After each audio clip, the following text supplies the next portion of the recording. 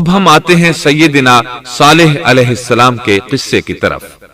دن گزرتے گئے اور لوگ ایک بار پھر ابلیس لعین کے وسوسے میں آ کر کفر کی طرف پلٹ آئے، کیونکہ ابلیس کسی بھی شخص کو وسوسے میں ڈالے بغیر نہیں چھوڑتا۔ اس طرح ایک بار پھر کفر پھیل گیا، چنانچہ اللہ نے ان کی ہدایت کے لیے صالح علیہ السلام کو مبعوث فرمایا۔ یہ سمود کے پوتوں میں سے ایک عربی نبی تھے۔ ان کا نسب نامہ اس طرح ہے: صالح بن عبید بن سیاف بن ماشح بن عبید بن حاضر بن سمود بن ارم بن سام بن نوح علیہ السلام۔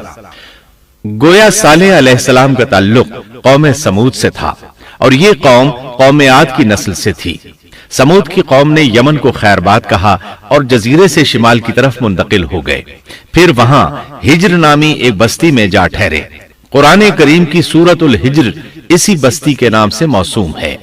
قوم عاد کا تذکرہ سورۃ الحجر کے علاوہ سورۃ الاحقاف اور سورہ ہود میں بھی ہے۔ اللہ تعالیٰ سورۃ الحجر آیت 80 میں فرماتے ہیں، اور ہجر والوں نے بھی رسولوں کو جھٹلایا۔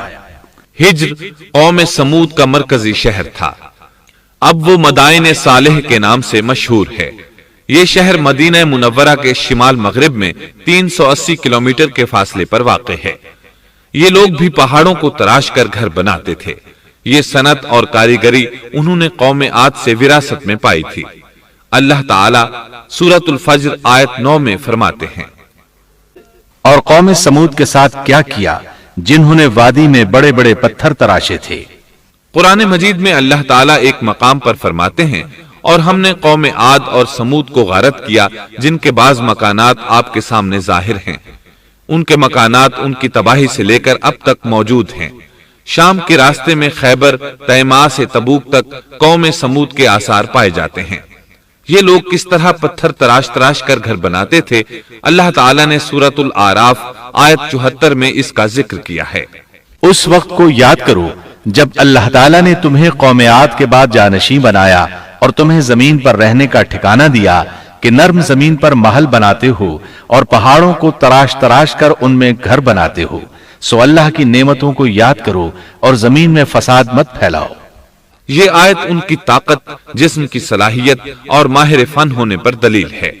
پہاڑوں کو تراشنا دراصل قوم عاد کی عادت تھی۔ یہ بھی چونکہ انہی سے تھے، اس لیے وراثت میں یہ کام انہیں بھی آ گیا تھا۔ جس طرح اللہ نے عاد کو اپنی نعمتوں سے نوازا تھا، اسی طرح سمود کو ان سے بڑھ کر نعمتیں دی تھیں۔ اللہ تعالیٰ صالح علیہ السلام کی زبانی ان سے فرماتے ہیں، اے قوم سمود، کیا تمہیں ان چیزوں میں بے فکری سے رہنے دیا جائے گا، یعنی باغات، چشموں، کھیتوں اور کھجوروں میں جن کا خوشہ ملائم ہے، اور تم پہاڑوں کو تراش کر پرتکلف گھر بناتے ہو؟ پس اللہ سے ڈرو اور میرا کہنا مانو۔ لیکن ان لوگوں نے ہر طرح سے قوم عاد کی پیروی کی، نصیحت پکڑنے کی بجائے بتوں کی عبادت شروع کر دی۔ اللہ نے ان کے درمیان صالح علیہ السلام کو مبعوث فرمایا۔ آپ نبوت ملنے سے پہلے بھی عقل مند اور علم والے تھے، باعزت گھرانے سے تعلق رکھتے تھے، اپنے معاملات میں لوگ ان سے مشورے لیتے تھے، لہٰذا انہیں ایک خاص مقام حاصل تھا۔ لیکن جب آپ نے انہیں ایک اللہ پر ایمان لانے، اس کے سوا کسی کی عبادت نہ کرنے کی دعوت دی تو ان کا ساتھ چھوڑ گئے۔ جواب میں ان سے کہنے لگے، اے صالح، اس سے پہلے تو ہم تجھ سے بہت کچھ امیدیں لگائے ہوئے تھے۔ مطلب یہ کہ پہلے تو ہمارے نزدیک آپ کا بہت مرتبہ تھا، مقام تھا، ہمیں آپ سے بہت امیدیں تھیں، لیکن آپ نے تو یہ باتیں کہہ کر ہماری ساری امیدوں پر پانی پھیر دیا۔ ان کے اس جواب کے باوجود صالح علیہ السلام انہیں اللہ کی طرف بلاتے رہے اور ان سے کہتے رہے، اے میری قوم، اللہ کی عبادت کرو، اس کے سوا تمہارا کوئی معبود نہیں۔ تمام انبیاء کی اپنی اپنی قوم کو یہی دعوت تھی کہ اے لوگو، اللہ کی عبادت کرو، اسی نے تمہیں زمین سے پیدا کیا ہے، اسی نے تمہیں زمین میں آباد کیا ہے، اس سے معافی طلب کرو، یقیناً میرا رب قریب ہے اور دعاؤں کو قبول کرنے والا ہے۔ اے میری قوم، تم نیکی سے پہلے برائی کی جلدی کر رہے ہو، اللہ سے معافی کیوں نہیں مانگتے کہ تم پر رحم کیا جائے؟